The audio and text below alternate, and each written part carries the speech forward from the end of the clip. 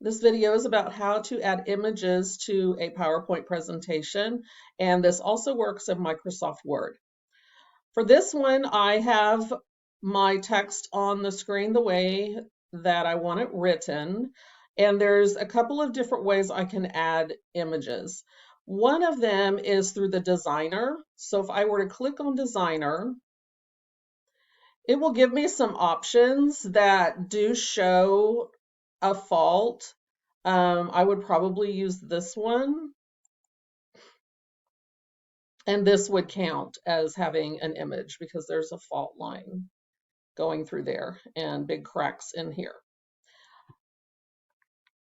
The other way to do it, and this is, the designer won't be in Microsoft Word, but if you wanted to search for and add your own image, the best way to do it is to go to the Insert menu, Pictures, Online Pictures,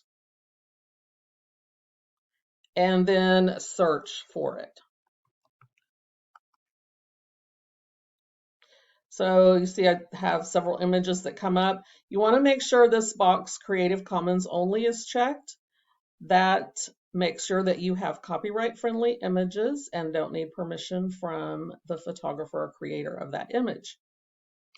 So I see an image here. I think I'm going to use this one. You click on it and then you insert. Now, some images won't insert, so then you just have to go and search for it again.